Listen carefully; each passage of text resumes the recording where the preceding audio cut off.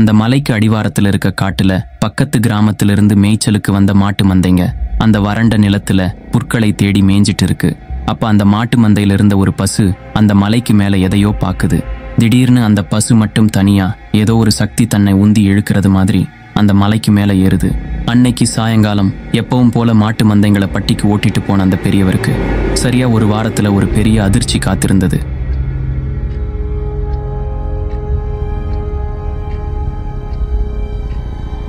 கிபி 11ஆம் நூற்றாண்டு மலையாள தேசத்துல அன்னிக்கு ராத்திரி அந்த அடர்ந்த மழைக்காட்டுக்கு நடுவுல சபரிமலை தர்மசாஸ்தா ஐயப்பன் கோயில் தீப்பற்றி எரிஞ்சது. கோவிலோட பொற்கலசம் உருகி கீழே விழுந்தது. எரிஞ்சிட்டு இருக்க கோவிலுக்கு உட்பகுதியில கோவில் மேல்சாந்தி நெருப்புக்கு இடையில மாட்டிக்கிட்டு தவிக்கிறாரு. இன்னும் கொஞ்ச நேரத்துல அந்த கோவிலோட மேற்கூரை சரிஞ்சு விழப்போகுது. அவரோட உடம்புலையும் நெருப்பு காயங்கள் படுது. கரும்புகை கண்ண மறைக்குது. இந்த நெருப்பு ஐயப்பனோட யோக அக்னியிலிருந்து வந்ததா இல்ல செயற்கையா யாரும் வச்ச நெருப்பான்னு தெரியல. கோவில் மேல்சாந்தி ஐயப்பா யார் செஞ்ச வேலை இது அப்படின்னு கதறி அழுகிறாரு. எப்படியாவது ஐயப்ப விக்கிரகத்தை மட்டுமாவது காப்பாத்தி கொண்டு போகணும்னு அந்த நெருப்புக்கு நடுவுலையும் கோவில் கருவறையை நோக்கி வேகமாக ஓடுறாரு. அந்த காலத்துல பரசுராமரால பிரதிஷ்டை செய்யப்பட்ட தர்மசாஸ்தா சிலையை மார்போடு அணைக்கிறாரு. கொஞ்சம் சேதமடைஞ்ச நிலையில இருந்த அந்த சிலையை தூக்கி தோள்ல வச்சுட்டு வேகமா வெளியில ஓடுறாரு. அவரோட உடம்புலையும் தீப்பத்திடுச்சு. அதையெல்லாம் பொருட்படுத்தாம தன்னோட உடம்பு எரிஞ்சாலும் ஐயப்பனுக்கு எதுவும் ஆகக்கூடாது அப்படின்னு நினைச்சு பத்தி எரியிற அந்த கோயில்ல இருந்து வேகமா வெளியில ஓடுறாரு. அவரு சரியா வெளியில வர்றதுக்கும் கோயில் மேற்கூரை முழுசா எரிஞ்சி தரைமட்டமாகிறதுக்கும் சரியா இருந்தது. சாஸ்தா சிலையையாவது காப்பாத்தினோமே அப்படின்ற நிம்மதியோட கொஞ்சம் சிதிலமடைஞ்சிருந்த அந்த மண் சிலைய தன்னுடைய தோள்ல தூக்கி அந்த காட்டுக்குள்ள நடந்து போகிறாரு மேல்சாந்தி. இருள் நிறைஞ்ச அந்த காட்டுல ரொம்ப நேரமா அந்த சிலையை தன்னோட தோல்ல தூக்கிட்டு போன மேல்சாந்தி ஒரு இடத்துல தடுக்கி விழ அந்த இடத்துலயே அவரோட உயிரும் பிரியுது. அந்த சாஸ்தா சிலை ஒரு புதர்ல மண்ணிடுக்குல மறைஞ்சு கிடக்குது.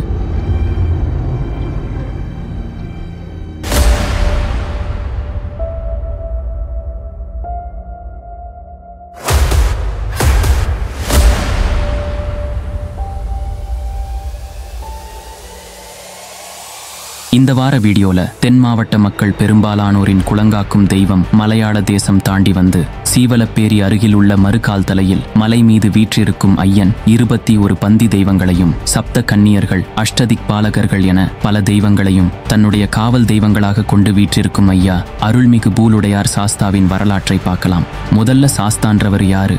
நித்திய பிரம்மச்சாரி ஐயப்பன் தான் சாஸ்தானா? பூரணை புஷ்கலை என 2 மனைவியர்களோட காட்சி தரும் தர்மசாஸ்தா யாரு அப்படின்றத தெரிஞ்சுக்க கீழே டிஸ்கிரிப்ஷன்ல இருக்க லிங்க்ல ஆதி சாஸ்தா ஐயப்பனின் வரலாற்றை பாருங்க. அதுக்கு முன்னாடி இந்த வீடியோக்கு ஒரு லைக் போட்டுருங்க. சப்ஸ்கிரைப் பண்ணாதவங்க சப்ஸ்கிரைப் பண்ணிக்கோங்க. நான் உங்கள் லிங்கா. இது உங்கள் மௌனமதியில். வாங்க கதைக்குள்ள போகலாம்.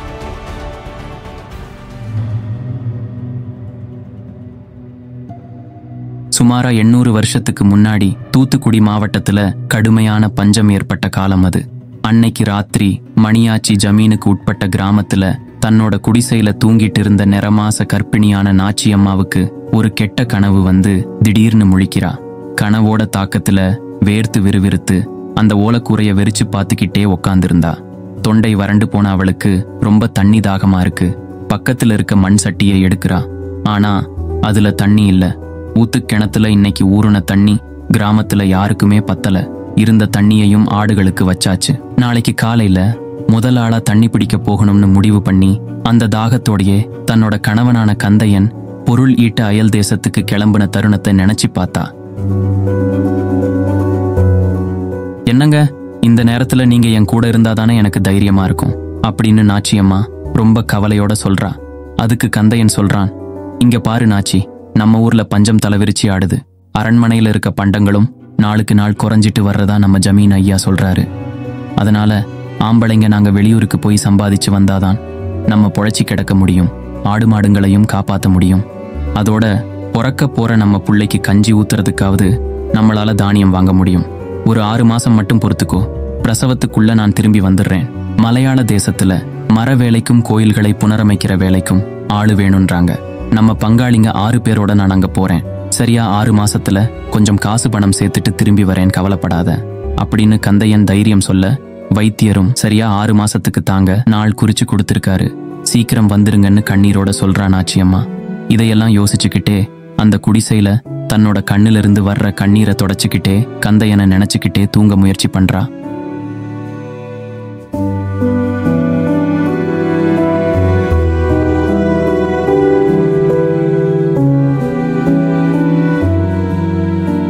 அந்த பஞ்சத்தினால பொழப்பு தேடி மணியாச்சிலிருந்து மலையாள தேசத்துக்கு வேலைக்கு போன கந்தையன் மற்றும் 6 பேரும் தமிழர்களுக்கே உரித்தான அந்த கடின உழைப்புனால பல மாசமா கஷ்டப்பட்டு உழைச்சி சம்பாதிச்ச பொருட்களை எல்லாம் மூட்டை கட்டிக்கிட்டு சொந்த ஊருக்கு நடைபயணமா கிளம்புனாங்க. அந்த காலத்துல போக்குவரத்து வசதி எதுவும் இல்லாததுனால காடுமேடு கடந்துதான் வர முடியும். அந்த 7 பேர்ல பெரியவர் வீரராசு எல்லாருக்கும் வழிகாட்டியா முன்னாடி நடந்து போறாரு. அவருதான் மத்த 6 பேத்தையும் இந்த வேலைக்கு கூட்டிட்டு வந்தவர். தன்னோட இளம் வயசுல அவரு அப்பா கூட இந்த மலையாள தேசத்துக்கு வேலைக்கு வந்த அனுபவம் வீரராசுக்கு இருக்கு. அதனால ஓரளவு காட்டு வழி பாதை அவருக்கு தெரியும். இருந்தாலும் ரொம்ப வருஷமானதுனால கொஞ்சம் சந்தேகத்தோட தான் அந்த பாதையில போயிட்டு இருக்காங்க. வழியில பல கிராமங்களை கடந்து போறாங்க. ஆனா மக்கள் வசிக்கிற கிராமத்துக்குள்ள அவங்களால போக முடியல. அதோட காட்டுக்குள்ளேயும் சுதந்திரமா போக முடியல. அதுக்கு காரணமா அவங்களுக்கு 2 சவால்கள் இருந்துச்சு. ஒன்னு, பல மாசமா சம்பாதிச்ச பொருட்களை மூட்டை கட்டி எடுத்துட்டு போற தங்களை இந்த ஊர் ஆளுங்க திருடர்கள்னு நினைச்சுக்கலாம். 2வது, கிராமத்துக்குள்ள போகாம காட்டு வழியிலேயே போறதுனால உண்மையிலேயே கல்வர் கூட்டத்துக்கிட்ட மாட்டிக்கலாம். அப்படி மாட்டிக்கிட்டா இத்தனை மாசமா எல்லாரும் கஷ்டப்பட்டு உழைச்சு சம்பாதிச்ச பொருளும் போயிரும். அதோட அவங்க உயிருக்கும் உத்தரவாதம் இல்லை. அவங்க தற்காப்புக்கு ஆயுதங்கள் இருந்தாலும் வீண் வம்பை எதுக்கு விலைக்கு வாங்கணும்னு அவங்களோட பயணத்தை ரொம்ப ரகசியமா தொடர்ந்தாங்க. சொந்த ஊரை விட்டு வெளிநாட்டுக்கோ அல்லது வெளியூருக்கோ போய் உண்மையிலேயே சம்பாதிச்சு கையில நிறைய காசு வச்சிருந்தா ஆபத்து தான். இவன் கிட்ட நிறைய காசு இருக்குன்னு தெரிஞ்சுக்கிட்டா ஒன்னு, அந்த பணத்தை கொள்ளையடிக்க ஒரு கூட்டம் இருக்கும். இல்லனா திருட்டு பட்டம் கட்டி அந்த காசை அபகரிக்க ஒரு கூட்டம் இருக்கும். இந்த பயத்தோட தங்களோட சொந்த ஊருக்கு போயிட்டு இருந்த அந்த 7 பேத்துக்கும் இன்னொரு ஆபத்து காத்திருந்துச்சு.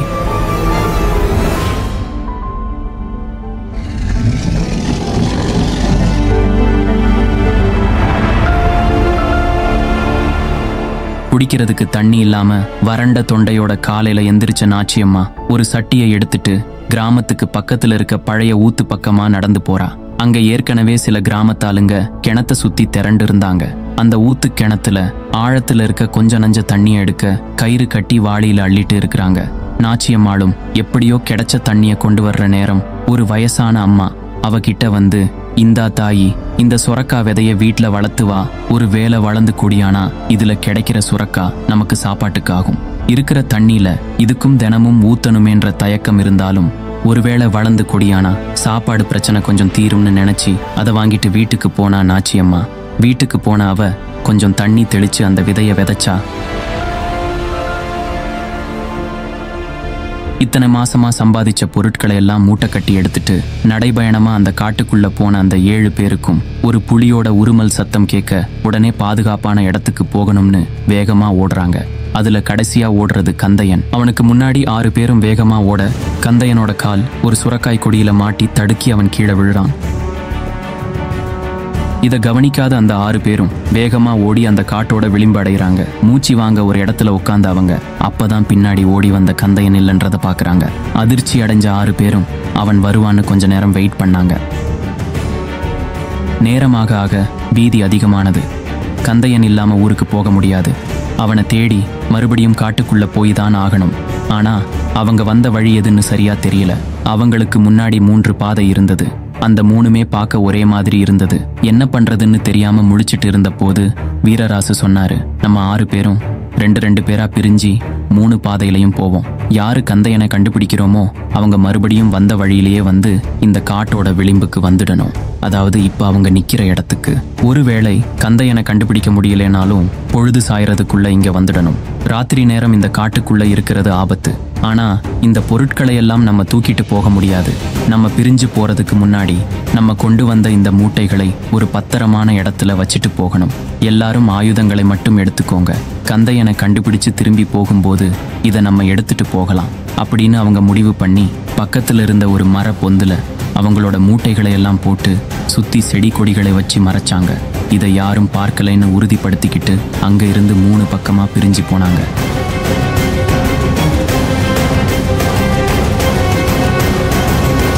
அரண்மனையில பக்கத்துல இருக்க தானிய கிடங்குல நாளுக்கு நாள் உணவுப் பொருட்களோட கையிருப்பு குறைஞ்சிக்கிட்டே வருது. ஏற்கனவே 6 மாசத்துக்கு உள்ள தானியங்கள் மட்டும்தான் இருக்குதுன்னு ஊர்ல இருந்த ஆண்கள் எல்லாம் பஞ்சம் பிழைக்க வேற வேற தேசத்துக்கு போயிருக்காங்க. ஆனா அயல் தேசம் போன யாருமே இன்னும் ஊர் திரும்பலைன்னு மணியாச்சி ஜமீன்தார் ரொம்ப கவலையோட இருந்தாரு. அந்த நேரத்துல அரண்மனைக்கு வெளியில ஊர் ஜனங்கள்ல சில பேர், அதுல அதிகமா வயசானவங்க தான் இருக்காங்க. எல்லாரும் ஜமீன்தாரை பார்க்க வந்திருக்காங்க. வந்திருந்தவங்கள ஒரு பெரியவர் சொன்னாரு, ஐயா, நம்ம ஊர்ல மழை பெஞ்சு பலகாலமாச்சு. ஒரு காலத்துல மும்மாரி பொழிஞ்சு முப்போகம் விளைஞ்ச ஊர் இது. ஆனா கொஞ்ச காலமா மழை இல்லாம ஏரியும் வறண்டு கிடக்கு. தண்ணி இல்லாம வறட்சியிலையும் வறுமையிலையும் வாடுறோம். நம்ம ஊர்ல ஒரு கோவில் கட்டி கும்பாபிஷேகம் பண்ணா மழை பெய்யும்னு நம்புறோம். அதுக்கு நீங்க தான் ஏதாவது செய்யணும் அப்படின்னு கேட்க ஜமீன்தார் முகம் கொஞ்சம் கோபமா மாறுச்சு.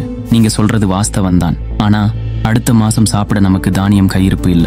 இப்படி இருக்க இந்த சூழ்நிலையில எப்படி கோயில் கட்டுறதை பற்றி யோசிக்க முடியும்? பஞ்சம் பிழைக்க போன நம்ம ஊர் ஆண் மக்கள் எல்லாம் ஒருவேளை சம்பாதிச்சு ஏதாவது பொருள் கொண்டு வந்தாங்கன்னா அதுக்கு நம்ம முயற்சி பண்ணலாம். இப்ப அதை பத்தி எதுவும் பேச வேண்டாம் அப்படின்னு சொல்லி எல்லாரையும் அனுப்பி வச்சாரு. அரண்மனைக்கு வெளியில இருந்த பட்டியில தன்னோட ஆடு மாடுகள் எல்லாம் பசியால உடல் மெலிஞ்சு நிக்கிறத ரொம்ப கவலையோட பார்த்தாரு.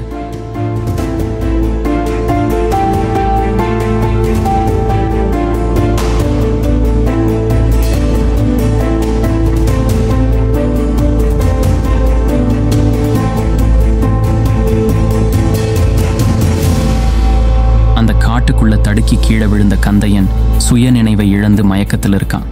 ரொம்ப நேரமாகியும் அவன் வராததுனால அந்த 6 பேருமே அவங்களுக்கு எதிரில் இருந்த 3 வெவ்வேறு பாதையில 2 பேரா பிரிஞ்சு அவனை தேடி போனாங்க. கந்தையான்னு சத்தமா கத்திக்கிட்டே அந்த காட்டுக்குள்ள நடந்த அவங்களுக்கு மறுபடியும் அந்த புலி வந்துருமோ அப்படின்ற பயமும் இருந்தது. எது வந்தாலும் பார்த்துக்கலாம்ன்ற தைரியத்தோட கையில ஆயுதத்தோட போனாங்க. இதுக்கு முன்னாடி இந்த பாதையில தான் நம்ம ஓடி வந்தோமா அப்படின்ற சந்தேகம் அந்த 6 பேத்துக்குமே இருந்தது. ஏன்னா அவங்க இதுக்கு முன்னாடி புலிக்கு பயந்து ஓடி வந்த போது தெரிஞ்ச 1-2 அடையாளங்களும் கூட இப்ப இல்ல. இதிலிருந்து நமக்கு என்ன தோணுதுன்னா, அவங்க போற அந்த 3 பாதையிலையுமே அவங்க இதுக்கு முன்னாடி வரல. இது எப்படி சாத்தியமாகும்னு நினைக்க தோணுது. சூரிய ஒளியே படாத அந்த காட்டு பாதை முற்றிலும் வேற மாதிரி இருந்தது. ரொம்ப தூரம் நடந்து போறாங்க. ஆனா பாதை நீண்டு போயிட்டே இருக்கே தவிர கந்தையனை காணோம்.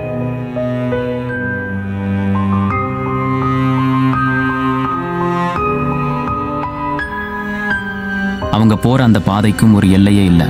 நேரமாக ஆக எல்லாருக்கும் பயம் வருது. பொழுது சாயறதுக்குள்ள கந்தையனை கண்டுபிடிக்கணும். அப்படி இல்லைன்னா மறுபடியும் திரும்பி அந்த காட்டோட விளிம்புக்கு போகணும். இப்படி அவங்க யோசிச்சுட்டே நடக்கும்போது 3 பாதையிலையும் பிரிஞ்சு நடந்து போற அந்த 6 பேத்துக்குமே ஒரே நேரத்துல தூரத்துல அவங்க நடந்து போற பாதையோட இன்னொரு பக்க எல்லை தெரியுது. அவங்க என்ன நினைக்கிறாங்கன்னா, இப்ப நம்ம போற இந்த பாதையில காலையில புலிக்கு பயந்து நம்ம ஓடி வரல, அதனால தான் கந்தையனையும் இந்த பாதையில கண்டுபிடிக்க முடியல. ஒருவேளை மற்ற 4 பேரும் போன 2 பாதையில ஏதாவது ஒண்ணுல அவனை கண்டுபிடிச்சி இருக்கலாம் அப்படின்னு நினைச்சிட்டு தூரத்துல தெரியிற அந்த எல்லைக்கு போறாங்க. அந்த 6 பேருமே ஒரே நேரத்துல அந்த எல்லைக்கு வந்து சேர ஒருத்தர் பார்த்துக்கிட்டாங்க. யார் கூடயும் கந்தையன் இல்லைன்றதை நினைச்சு பயத்தோடையும் விரக்தியோடையும் உறைஞ்சி போய் நின்று அவங்களுக்கு இன்னொரு அதிர்ச்சி என்னன்னா, அன்னைக்கு மதியம் புலிக்கு பயந்து எந்த இடத்துக்கு ஓடி வந்தாங்களோ, அவங்களோட உடைமைகளை எல்லாம் எந்த மரப்பொந்துல மறைச்சு வச்சாங்களோ, அதே இடத்துல அதே காட்டோட விளிம்புல தான் இப்பயும் வந்து நிக்கிறாங்க. இப்பவும் அவங்களுக்கு முன்னாடி அதே 3 பாதை தான் தெரியுது. அது இவ்வளவு நேரம் அவங்க நடந்து வந்த பாதை தான். அவங்களுக்கு எதுவுமே புரியல. அப்ப கந்தையன் எங்க?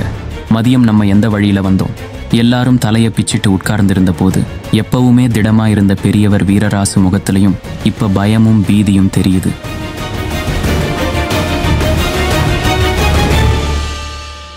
பிரசவம் ஆகிறதுக்குள்ள வந்துருவேன்னு சொல்லிட்டு போன தன்னோட கணவன் இன்னும் வரலையேன்னு சோகத்தோட இருக்கா நாச்சியம்மா. ஆனா நேரம் நெருங்கிட்டே இருக்கிறத அவ உணர்ந்தா.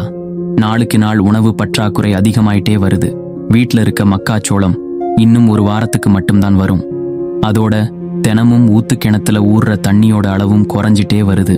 அந்த கிராம மக்கள் எல்லாருக்கும் சமமா தண்ணி கிடைக்கணுன்றதுக்காக ஒரு நாளைக்கு ஆளுக்கு 1 குவளை தண்ணி தான் அப்படின்னு ஒரு புது நடைமுறையை கொண்டு வந்தாங்க. அன்னைக்கும் தன்னோட 1 குவளை தண்ணியை வாங்கிட்டு எப்பவும் போல தன்னோட வீட்டு வாசல்ல தன் கணவன் வருகையை எதிர்பார்த்தே உட்கார்ந்திருந்தா நாச்சியம்மா. தனக்கு குழந்தை பிறக்கிற நேரம் தன் கணவனும் கூட இருக்கணும், அதோட இந்த வறுமையும் நமக்கு இருக்கக்கூடாது அப்படின்னு வேண்டிட்டே உட்கார்ந்திருந்தா. அந்த நேரம் அவளுக்கு தூரத்துல ஒரு சின்ன சலசலப்பு, அழுகுரல் சத்தம் எல்லாம் கேட்டது. அந்த பெண்கள் கூட்டத்துக்கு நடுவுல இருந்து ஒரு மூதாட்டி பரபரப்பா ஓடி வந்தா. நாச்சியம்மா கிட்ட வந்து, ராக்கம்மாவுக்கு பிறந்த குழந்தை ஊட்டச்சத்து சரியா இல்லாம செத்து போச்சாண்டி அப்படின்னு சொல்லி கதறி அழுதா.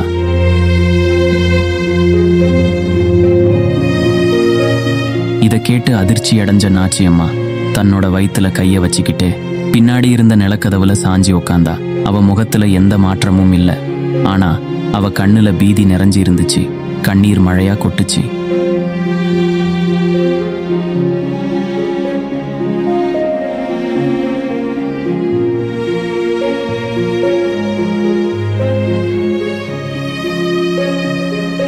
அடுத்து என்ன செய்யறதுன்னு தெரியாம எல்லாரும் முழிச்சிட்டு இருக்க நேரம் வீரராசு சொல்றாரு, நீங்க முதலா மலையாள தேசத்துக்கு வேலைக்கு போறேன்னு சொல்லும்போது இதுக்குத்தான் நான் உங்களை தடுத்தேன்.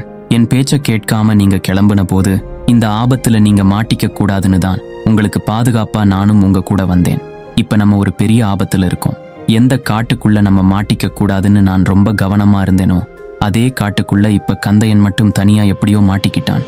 இப்பதான் புரியுது, நம்ம காலையில பார்த்த அந்த புலி நமக்கு உதவிதான் செஞ்சிருக்கு. இப்படியே எதிர் திசையில நம்ம போனா தப்பிச்சிடலாம். ஆனா உள்ள மாட்டிக்கிட்ட கந்தையனை காப்பாத்தணும்னா அது நம்மளால முடியாது. இந்த காட்டை கட்டுப்பாட்டுக்குள்ள வச்சிருக்கவரை நினைச்சா மட்டும்தான் அவன் அதுக்குள்ள இருந்து வெளியே வர முடியும். அவன் வர்றது வரைக்கும் நம்ம இங்க காத்திருப்போம். ஆனா இன்னைக்கு ராத்திரிக்குள்ள அவன் திரும்ப இங்க வரலன்னா நமக்கு வேற வழியே இல்லை. அவன் இல்லாம நம்ம ஊருக்கு திரும்பி போய் தான் ஆகணும் அப்படின்னு பெரியவர் வீரராசு சொல்ல, இவர் என்ன சொல்றாருன்னு யாருக்கும் எதுவுமே புரியல. அப்ப ஏழுமலை சொன்னான், பெரியவரே, ஏதாவது புரியுற மாதிரி பேசுங்க. இங்க என்ன நடக்குது? கந்தையன் எங்க?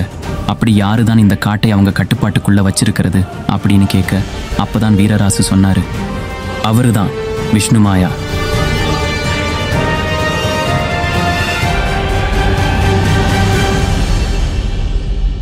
கந்தையன் மெதுவா மயக்கத்திலிருந்து தெளிஞ்சு கண் முழிச்சு பார்க்கறான். இருள் சூழ்ந்த அந்த காட்டுக்குள்ள தான் எங்க இருக்கோன்னு தெரியாம மெதுவா எந்திரிக்கிறான். கொஞ்சம் தள்ளி கீழே கிடந்த மூட்டையையும் தூக்கிட்டு, நம்ம எந்த பக்கமா வந்தோம், எந்த பக்கமா போகணும், கூட வந்த ஆளுங்க எங்க, எதுவுமே தெரியாம முழிச்சிட்டு இருந்த அந்த நேரம் தூரத்துல தன்னோட மனைவியான நாச்சியம்மா நிக்கிறா. வந்துட்டீங்களா? உங்களுக்காக எத்தனை மாசமா காத்திருக்கோம் நானும் பிள்ளையும், சீக்கிரமா வாங்க அப்படின்னு சொல்ல, கந்தையனுக்கு அதிர்ச்சியா இருந்தாலும் மனைவிய பார்த்த சந்தோஷத்துல இந்த காடே ஒரு மாயைன்ற விஷயம் தெரியாம வேகமா அவகிட்ட போனான். ஆனா அவன் நடக்க நடக்க அவனுக்கும் நாச்சியம்மாளுக்கும் இடையில இருக்க தூரம் மட்டும் குறையவே இல்லை. துரத்திட்டே ஓட ஆரம்பிக்கிறான். ஆனா இப்ப நாச்சியம்மாவோட உருவம் மறைஞ்சிடுச்சு. அந்த நேரத்துல அவனுக்கு கீழே நிறைய கற்களும் அதுல சடங்கு செய்யப்பட்ட பொருட்களும் பலி கொடுக்கப்பட்ட எச்சங்களும் இருந்துச்சு. ஒன்னும் தெரியாம பயத்தோடையும் பீதியோடையும் முழிச்சிட்டே நின்னான். அந்த நேரம் அவனுக்கு பின்னாடி சில உருவங்கள் அவனை நெருங்கி வந்தது. அவன் கொஞ்சம் கூட எதிர்பார்க்காத நேரம் நூத்துக்கணக்கான சாத்தான் கூட்டம் அவனை பிடிச்சு அந்த கல்லு மேலேயே படுக்க வச்சு நகர விடாம பண்ணுச்சிங்க. அவ்வளோதான், நம்மள பலி கொடுக்க போறாங்க. அசைய முடியாம கிடந்த அவனோட மனக்கண்ணுல நாச்சியம்மாவோட உருவம் வந்து போச்சு. இங்கேயே நம்ம சாக போறோம், நம்ம வாழ்க்கை அவ்வளவுதான், நம்ம மனைவியை இனிமே நம்ம பார்க்க முடியாது, நம்ம ஊருக்கும் போக முடியாது அப்படின்னு நினைச்சு வேண்டாத தெய்வங்களை எல்லாம் வேண்டி கண்ணீர் விட்டான்.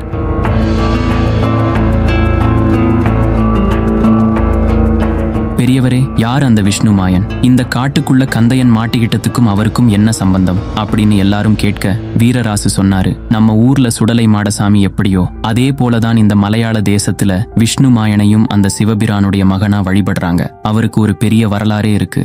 இப்ப நம்ம அதுக்குள்ள போக வேணாம். இன்னையிலிருந்து சுமாரா 200 வருஷத்துக்கு முன்னாடி இந்த மலையாள தேசத்துல உதயணன் அப்படின்னு ஒரு பெரிய திருடன் இருந்தான். அவன் ஒரு பெரிய கொள்ளை கூட்டத்துக்கே தலைவனா இருந்தான். அந்த காலத்தில் இருந்த எந்த மன்னர்களாலையும் அவனை கட்டுப்படுத்த முடியல. அவன் குறிவச்ச எல்லா இடத்தையும் கொள்ளை அடிச்சிட்டு சபரிமலை பக்கமாக வந்தவன் தர்மசாஸ்தா கோயிலையும் கொள்ளை அடிச்சு எரிச்சு தரைமட்டமாக்கி அங்க இருந்த கோவில் மேல்சாந்தியையும் கொன்னுட்டதா சொல்றாங்க.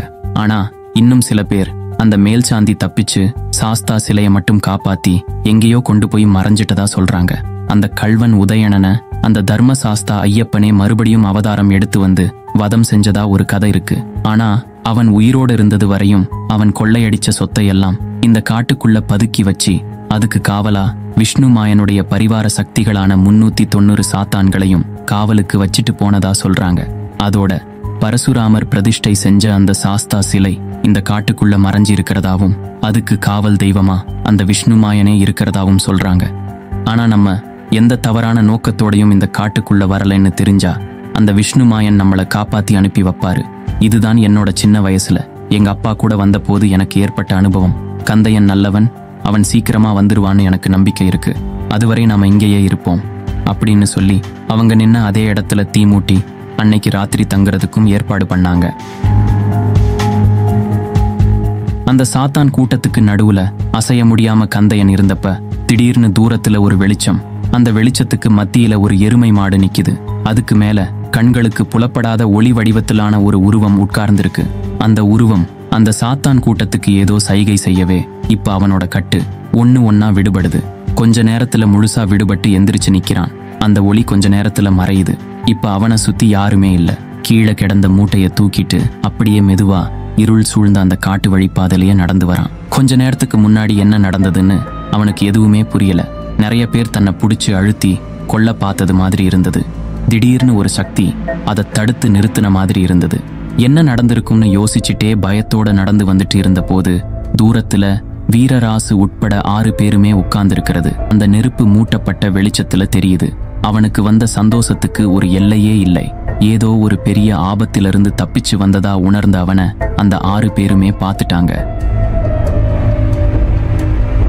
கந்தையன் திரும்ப வந்தது சந்தோஷமா இருந்தாலும் இந்த காட்டுல இருக்கிறவரை தங்களுக்கு ஆபத்து தான் அப்படின்னு உணர்ந்து தங்களோட பயணத்தை அந்த ராத்திரியிலையும் தொடர்ந்து அவங்களுக்கு வந்தது அடுத்த ஆபத்து. காட்டு மிருகங்கள் கிட்ட இருந்தும் மாய சக்திகள் கிட்ட இருந்தும் தப்பிச்சு வந்த அவங்களை இப்ப உண்மையிலேயே கல்வர்கள் கூட்டம் சுத்தி வளைச்சது.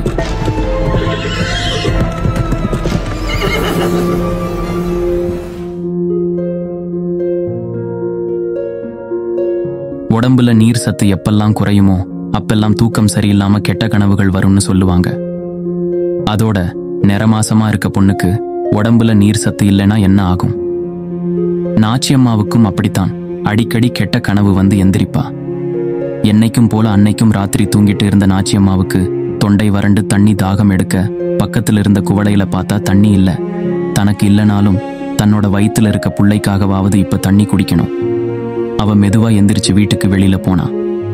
அந்த நடுராத்திரியில யாரோட வீட்டு கதவை தட்டுறதுன்னு யோசிச்சுட்டே சரி கிராமத்துக்கு மத்தியில் இருக்க ஊத்து கிணத்துக்கு போலாம்னு நடந்தா.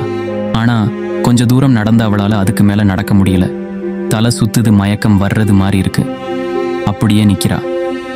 இப்ப நம்ம தண்ணி குடிக்கலனா தனக்கும் பிள்ளைக்கும் பெரிய ஆபத்து வந்துடும்னு உணர்ந்து மறுபடியும் மெதுவா நடந்து அந்த ஊத்து கிணத்துக்கு பக்கத்துல போயிட்டா. ஆனா அந்த கிணத்துல சுத்தமா தண்ணி இல்லை. அவளுக்கு அழுகையை அடக்க முடியாம அந்த மயக்கத்துல அப்படியே உட்கார்ந்தா. கிணத்து பக்கத்துல தேங்கின சின்ன குட்டை தண்ணி நிலத்துல கிடந்துச்சு. அதை பார்த்தா. இந்த நேரத்துல வேற வழியே இல்லை. தொண்டைய நனைச்சே ஆகணும்னு முடிவு பண்ணி எந்திரிக்க முயற்சி பண்ணா முடியல.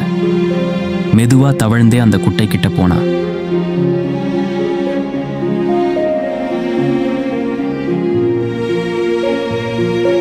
அதே நேரம் மறுபுறம் கள்வர்கள் கூட்டம் தங்களை சூழ்ந்துட்டதா உணர்ந்த அந்த 7 பேரும் வேகமா ஓடுனாங்க. ஆனா அவங்கள 100க்கும் மேற்பட்ட குதிரைகள் மேல வந்த கொள்ளை கூட்டம் விடாம துரத்துனுச்சு. அவங்கள எதிர்த்து சண்டை போடுறதுன்றது முடியாத காரியம். அவங்க கிட்ட மாட்டுனா கையில இருக்க பொருள் போறதோட உயிரும் போயிரும். தலைய சீவிருவாங்க. என்ன பண்றதுன்னு தெரியாம உயிரை கையில புடிச்சிட்டு வேகமாக ஓடுறாங்க. அந்த கொள்ளை கூட்டமும் விடாம துரத்துது. கள்வர் கூட்டத்துக்கு பயந்து அவங்களுக்கு தெரியாம பக்கத்துல இருந்த ஒரு புதர்ல எல்லாரும் ஒளிஞ்சிக்கிட்டாங்க. அதுக்கு மேலையும் அவங்களுக்கு ஓட வழி இல்லை. ஆனா அந்த கொள்ளை கூட்டம் அந்த புதரையும் சுத்தி வளைச்சது. எல்லாரும் குதிரையிலிருந்து கீழே இறங்கி கையில பெரிய வீச்சருவாளும் கூர்வாளும் எடுத்துட்டு அவங்க எல்லாரும் அந்த புதர்ல தான் ஒளிஞ்சிருக்கணும்னு தெரிஞ்சு நெருங்கி வராங்க. ஒழுங்கா எல்லாரும் வெளியில வந்துருங்க, இல்லைன்னா இந்த புதரோட சேர்த்து எல்லாத்தையும் வெட்டி வீசிடுவோம் அப்படின்னு சொல்ல உயிரை கையில புடிச்சிட்டு உள்ள உட்கார்ந்திருந்த அந்த 7 பேரும் என்ன பண்றதுன்னு தெரியாம இருந்தப்ப அந்த புதருக்கு பக்கத்துல வந்த அந்த கள்வன் வீச்சருவாள ஓங்கிட்டான். அந்த நேரத்துல தூரத்துல ஒரு யானையின் பிழிறல் சத்தம் கேட்க ஓங்குன அருவாளோட அப்படியே அவன் உறைஞ்சி போய் நிக்கிறான். ஏன்னா ஒற்றை காட்டு யானைக்கு முன்ன எவ்வளவு பெரிய படை இருந்தாலும் தப்பிக்க முடியாது. அதை நினைச்சிட்டே அந்த சத்தம் வந்த திசையை நோக்கி பார்த்தான். அந்த இருட்டுக்குள்ள இருந்து ஒரு யானை வெளியே வந்தது. ஆனா யானை மட்டும் வரல. அந்த யானைக்கு மேல 1000 கோடி சூரிய ஒளியைப் போல பிரகாசமா அந்த ஹரிஹரபுத்திரன் ஐயன் தர்மசாஸ்தா ஒரு போர் வீரரை போல மார்பு கவசத்தோட அந்த இருண்ட காட்டுக்குள்ள இருந்து கம்பீரமா தெய்வீக ஒளியை வெளிப்படுத்துற தோற்றத்தோட அந்த யானை மேல அமர்ந்து காட்சி தந்தாரு. ஆனா அந்த யானையை பார்த்த கள்வர் கூட்டம் அடுத்த நிமிஷம் உடனே தங்களோட குதிரை மேல ஏறி அந்த இடத்தை விட்டு கிளம்பிட்டாங்க. புதருக்கு நடுவுல மறைஞ்சிருந்த அந்த 7 பேருக்கும் என்ன நடந்ததுன்னே தெரியல. கள்வர்களோட குதிரை போற சத்தம் கேட்டு அந்த இடத்தை விட்டு எழுந்தவங்க பூலாத்தி செடிகள் நிறைந்த அந்த புதரை விட்டு வெளியே வந்து பார்த்தாங்க. அவங்களுக்கு கேட்ட அந்த யானை பிளிறின சத்தமும் இப்ப கேட்கல. அங்க எந்த யானையும் இல்ல.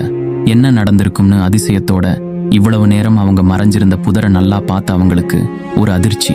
அப்பதான் அவங்க அந்த புதர்களுக்கு இடையில இருந்த பழங்கால தர்மசாஸ்தா சிலையை பார்த்தாங்க. அந்த நேரம் அவங்க உணர்ந்தாங்க, நம்மளை காப்பாத்துனது யானை வடிவில வந்த இந்த சாஸ்தா தான். இனிமே இந்த சிலை இங்க இருக்கக்கூடாது. இந்த சிலையை நம்ம ஊருக்கு கொண்டு போயிடுவோம். உயிருக்கு பயந்து இவர் காலடியில தஞ்சமடைஞ்ச நம்மளை காப்பாத்துன இந்த சாஸ்தா நம்ம ஊர் மக்களையும் காப்பாத்துவாரு அப்படின்னு முடிவு பண்ணாங்க. அதே நேரம் மறுபுறம் அந்த ஊத்துக்கிணத்துக்கு பக்கத்துல இருந்த சேற்று தண்ணி இருந்த இடத்துக்கு நடக்க முடியாம தொண்டை வறண்டு தவழ்ந்துட்டு இருக்கா நிறை மாத கர்ப்பிணியான நாச்சியம்மா. கண்ணுல கண்ணீரோட அழுதுட்டே அந்த குட்டை கிட்ட போயிட்டா. அதே நேரம் சிலைய ஊருக்கு கொண்டு போக முடிவு பண்ணின அந்த 7 பேரும் அதை தூக்குனாங்க. அந்த பூலாத்தி செடிகளுக்கு இடையில கிடைச்ச சாஸ்தாவை தன்னோட தோல்ல தூக்கி வச்சான் கந்தையன். அந்த தருணம் தண்ணி தாகத்துல அந்த சேற்று தண்ணியை குடிக்க போன நாச்சியம்மா மேல ஒரு சின்ன மழை துளிப்பட்டது. கொஞ்ச நேரத்துல பல காலமா மழை தண்ணி இல்லாம வறண்டு கிடந்த அந்த பூமியில மழை பொழிஞ்சது. அப்படியே தன்னோட தலையை தூக்கி வானத்தை பார்க்கறா. தன்னோட 2 கையையும் தூக்கி கை கூப்பி வானத்தை வணங்கி 2 கையையும் விரிச்சு பிடிச்சு அந்த அமிர்தத்தை குடிச்சா நாச்சியம்மா. அது நடுராத்திரியா இருந்தாலும் பல காலம் கழிச்சு வந்த மழையை வரவேற்க தங்களோட குடிசையிலிருந்து ஒவ்வொருத்தங்களா வெளியில வராங்க. எல்லாரும் முகத்திலையும் அப்படி ஒரு சந்தோஷம். மழையில நனைஞ்சிட்டு இருக்க நாச்சியம்மாளை பார்த்த மூதாட்டி அவளை வந்து குடிசைக்கு கூட்டிட்டு போனான். அந்த நேரத்திலேயே அவளுக்கு வயிற்று வலி வர அந்த இரவே அவளுக்கு ஒரு அழகான பெண் குழந்தை பிறந்தது.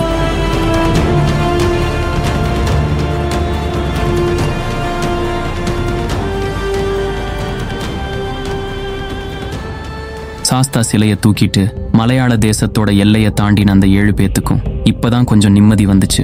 காட்டு மிருகங்கள், தாந்திரீக கட்டுகள், கள்வர்கள், இந்த மாதிரி பல சோதனைகளை தாண்டி அங்கிருந்து நாஞ்சில் நாட்டுக்கு வந்தாங்க. சாஸ்தாவே நம்ம கூட இருக்காரு, இனிமே நமக்கு பயம் இல்ல அப்படின்ற தைரியத்தோட வந்தவங்கள அந்த சாஸ்தாவே சோதிக்க போறது அப்ப அவங்களுக்கு தெரியல.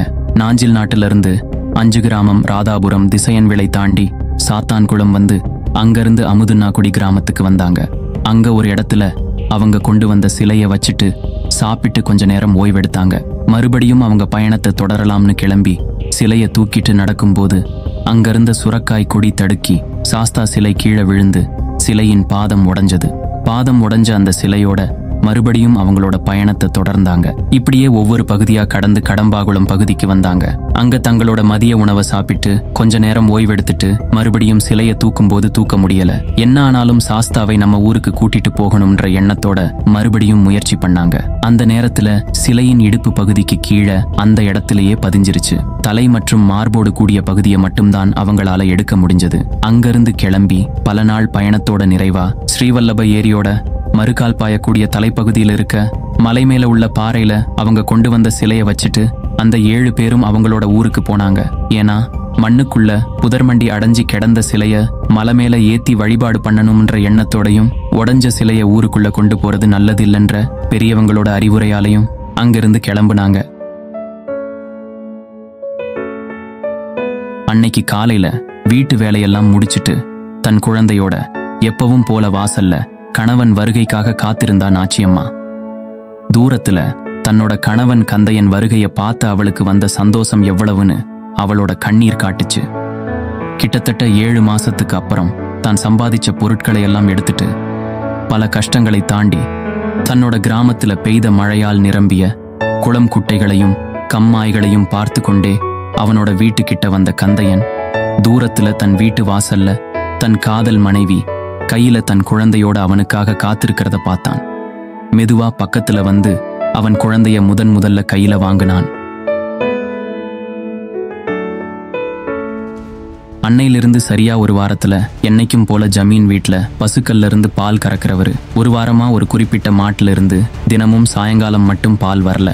ஒருவேளை மாட்டை மேய்ச்சலுக்கு கூட்டிட்டு போற பெரியவரே பாலை கறந்து விட்டிருக்கலாம் அப்படின்னு சந்தேகப்பட்டு புகார் கொடுக்க கால்நடைகளை மேய்ச்சலுக்கு கூட்டிட்டு போறவரை மற்றும் அந்த குறிப்பிட்ட மாட்டை கண்காணிக்கிறதுக்கு 5 பேரை நியமிச்சாரு மணியாச்சி ஜமீன். ஏன்னா நடவு நட்டு வெள்ளாமை ஆகிறது வரைக்கும் அந்த பால் மட்டும்தான் தன்னோட கிராமத்தில் இருக்கிற குழந்தைகளுக்கு எல்லாம் ஒரே ஆதாரம். ஆனா கண்காணிக்க போன அந்த 5 பேருக்குமே ஒரு பெரிய அதிர்ச்சி. சரியா அந்த குறிப்பிட்ட மாடு மட்டும் தினமும் மலை மேல ஏறி அங்க இருக்க சாஸ்தா சிலை மேல பாலை சொரிஞ்சிட்டு திரும்பி வருது. இந்த தகவலை கேட்டு ஜமீன்தார் அடுத்த நாள் மலை மேல ஏறி வந்து பார்த்தாரு. அதோட கந்தையன் உட்பட அந்த 7 பேரும் வந்து பார்த்து தாங்கள் கொண்டு வந்த சாஸ்தா சிலையை பற்றியும் மலையாள தேசத்துல நடந்த சம்பவங்களை பற்றியும் சொன்னாங்க.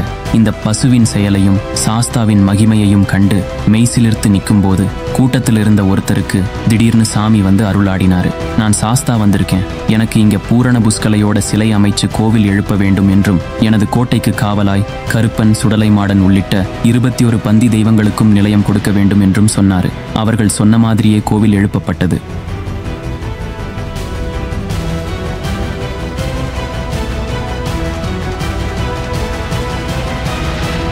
நெல்லை மாநகரிலிருந்து சுமார் 18 கிலோமீட்டர் தொலைவில் அமையப்பெற்றுள்ள சீவலப்பேரி எனும் ஊரை அடுத்த மலை மீது வீற்றிருக்கிறார் இந்த பூலுடையார் சாஸ்தா.